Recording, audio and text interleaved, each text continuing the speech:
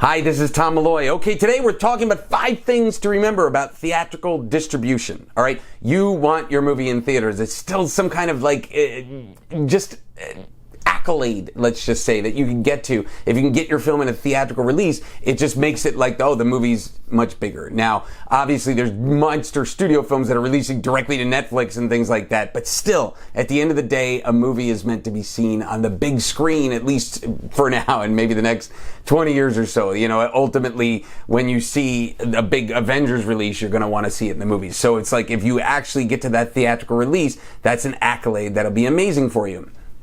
I have a film called Ask Me to Dance. It was my directorial debut. You can always check out askmetodancemovie.com. And that film opens in theaters. Let's see, we're releasing this October 6th. It releases tomorrow, October 7th, in theaters nationwide. And we are in 38 cities playing the film. And now this was an independent film, and it was small, and it was started with love for the movie, like most independent films are. And thankfully, we were able to get this theatrical release for the movie. So that's big for us, right? So bottom line is, in doing this, and it's been since, I guess, 2018 or so since I had my last theatrical release, there's been changes, right? And so what I want to do today is just go through some changes that you will see if you're dealing with a theatrical release of your movie.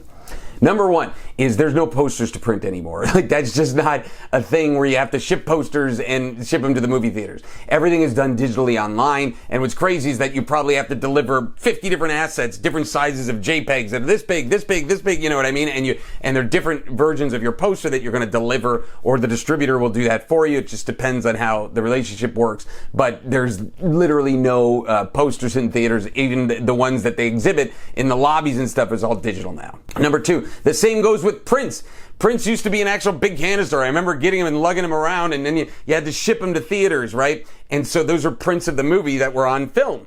Then it all started to change to DCPs, digital cinema package. Okay, and initially they were on these kind of square, rectangular, silver things called a crew drive. Now that crew drive was shipped, and then that was shipped. So it was, even though it wasn't just the size of this print, they were these crew drives that were shipped to theaters. Now it's literally all done digitally. You upload the DCP through a great company like, say, Digital Cinema United, sends it out to the theaters that are booked, and they download that DCP, and now they have the movie. So that's all digital. Number 3, it takes an army, really, of different companies working together to get you a successful theatrical. What that is that you're going to have somebody that's booking the theater, so the theatrical booking agent. You're going to have somebody that's doing the in-theater marketing, the things that we talked about, the JPEGs and the posters and stuff like that, the in-theater marketing. You're going to have a PR company that's working with you to get the word out about the movie. And I already mentioned a company that's going to be delivering the digital assets. You might also have a company that's doing the event if you're going to have a premiere or something like that, so an event publicist. So it takes this whole army of people. It's not like a one-stop shop to actually get your theatrical release out there. And I haven't even mentioned, working with the distributor that's going to oversee all that. Number 4, per screen averages are the most important thing for smaller independent films. Per screen average is the key. I mean, meaning how much are you making per screen? If you can go to a site like boxofficemojo.com and you can see the weekend, and you'll see what film was the number 1, right? Now, if they're releasing wide across the country, it's probably 4,700 or so theaters. A little under 5,000 theaters would be the biggest release you can get in the United States, right? But ultimately, you look at that number and you go per screen average. If you have an independent film and it's releasing in, say, 10 theaters, but the per screen average is over $10,000, that's great. What'll happen then is that the theaters will want to hold over the movie, which means continue it to the next week versus just get it out of the theaters. So when you see a film that's in theaters and suddenly it's not there anymore, it means it had a bad per screen average.